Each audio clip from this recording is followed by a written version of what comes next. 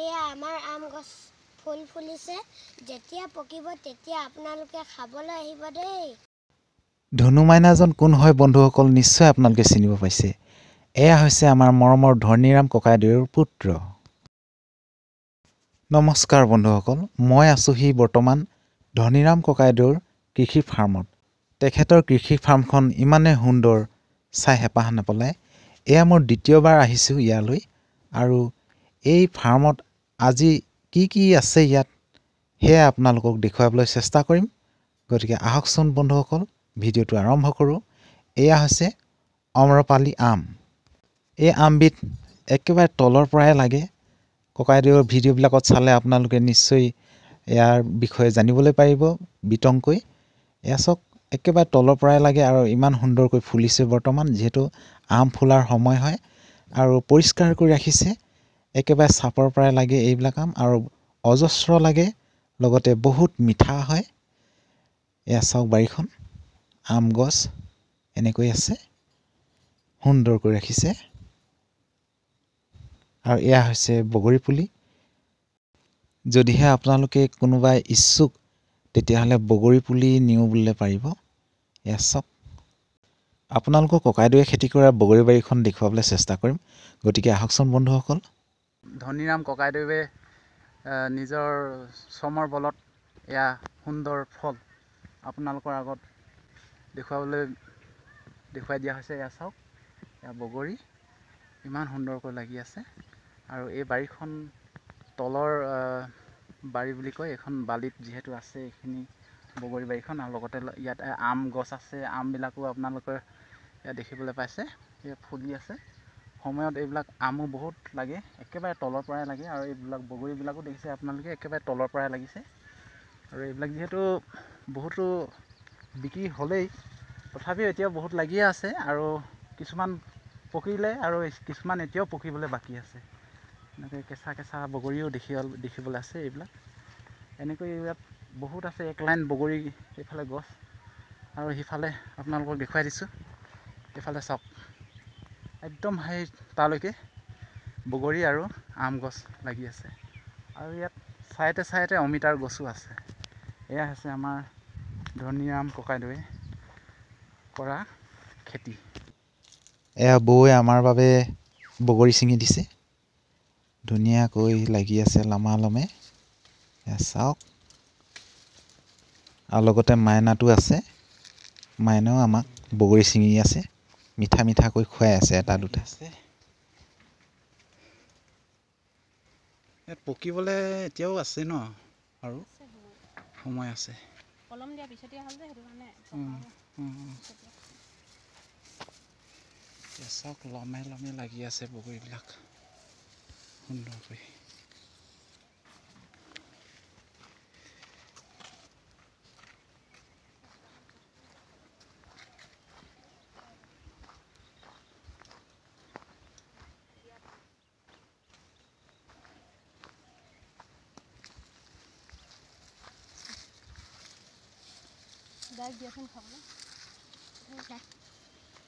Okay, thank you. এটা দিয়া। ঠিক আছে।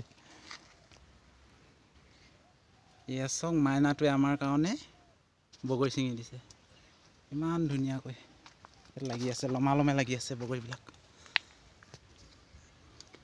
তুমি স্কুললৈ বগৰী লৈ যোৱা নে নোযোৱা? নিনিয়া?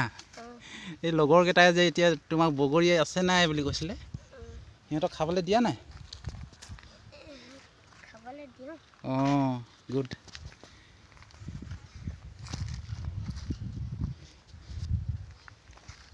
স্কুললৈ লৈ গ'লে ছাৰে গালি দিব ন? পকেটত লৈ যোৱা বস্তু নহয় এইবিলাক। এই আছা, মাইনাটোৱে বগৰী ছিঙি দিলে ইমান সুন্দৰকৈ। Thank you. এই বগৰী খেতিৰ বিষয়ে যদি আপোনালোকে বিতংকৈ জানিব বিচাৰে, তেতিয়াহ'লে ককাইদেউৰ এটা পেজ আছে, ধৰ্ণীৰাম চেতিয়া নামৰ এটা পেজ আছে। সেই পেজত আপোনালোকে ধৰ্ণীৰাম দাদাই কৰা খেতিৰ বিষয়ে বহুতো ভিডিঅ' পাব, আৰু সেই ভিডিঅ'বিলাক আপোনালোকে চাই বহুতো নজনা কথা শিকিবলৈ পাৰিব।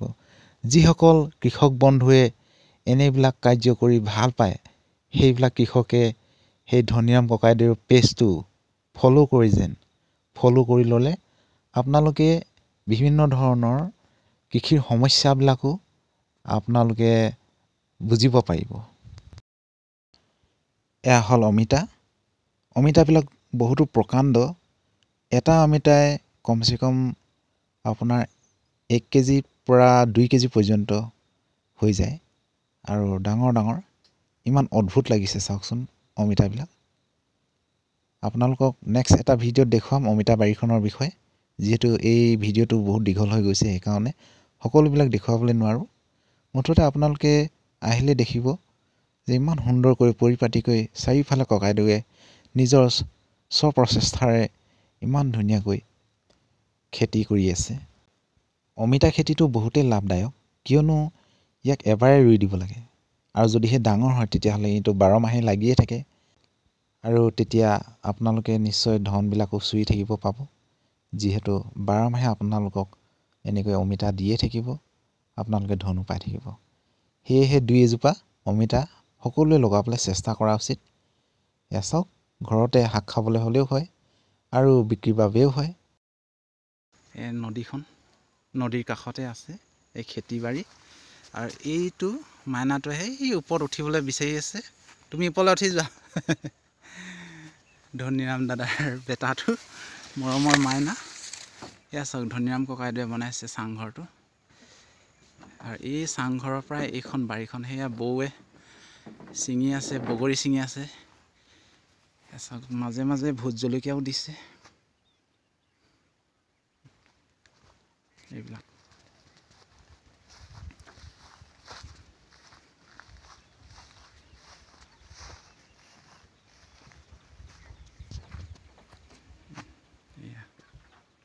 সুন্দৰ পৰিৱেশ।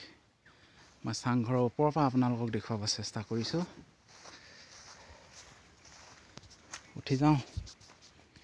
ইয়া ৰেডি আছে।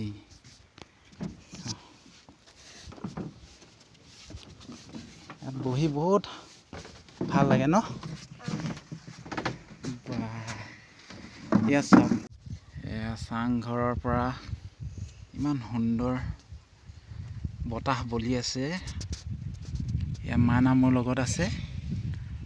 আহিলেহে আপোনালোকে অনুভৱ কৰিব, ইমান ধুনীয়া বতাহ বলি আছে। এইজোপা জলফাই গছ নে কি গছ হয় এইজোপা? ডিমৰু গছ হয়।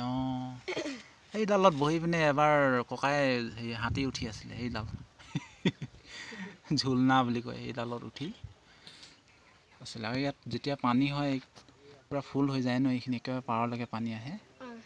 আৰু সেইফালে বালি উঠাই আছে। বহুত সুন্দৰ পৰিৱেশ। এইটো পিকনিক প্লেচ হয় অৱশ্যে। এই নদীখন কি নাম জানা নেকি তুমি? বুঢ়ীদিহিং নদী। আচ্ছা, বুঢ়ীদিহিং নদীৰ পাৰত এইবিলাক ককাইদেৱে খেতি কৰিছে। পিছফালে এফালে দেখাইছোঁ, এইবিলাক খেতি কৰিছে। এয়া হৈছে উন্নত প্ৰজাতিৰ লিচু আৰু এয়া হৈছে ভোট জলকীয়া, লগতে বেঙেনা পুলিও আছে আৰু ছাইডেদি বগৰী বাৰীখন আছে। মানে ককাইদেৱে এনেকৈ খেতি কৰে, একেডৰা মাটিতে কেইবাবিধো খেতি কৰে আৰু সকলো পৰিপাটিকৈ। এয়া চাওক বাৰীখন ইমান সুন্দৰ। এইফালে এক পিনে থাকে বগৰী, এক পিনে থাকে আকৌ অমিতা, আকৌ মাজে মাজে আম গছ, লগতে আকৌ ভোট জলকীয়া, আকৌ বেঙেনা। তেনেকৈ ইমান সুন্দৰকৈ কৰিছে। এয়া চাওক ভোট জলকীয়া, আকৌ বেঙেনা, এনেকৈ কৰিছে। মানে সুন্দৰ লাগে। একেডৰা মাটিতে 12 মাহে 12 বিধ ফল দি থকা খেতি কৰে। যেনেকৈ বগৰী সময় বৰ্তমান বগৰী ফল দি আছে, আমৰ সময়ত আকৌ আমৰ ফল দিব। তেনেকৈ আকৌ ভোট জলকীয়া ছিজন আহিছে, ভোট জলকীয়া দিব। এয়া চাওক বগৰীবিলাক কিছুমান পুৰঠ হৈছে, পকিছে আৰু কিছুমান কেঁচাই হৈ আছে। পকাবিলাক বিক্ৰী কৰি আছে ককাইদেৱে ছিঙি।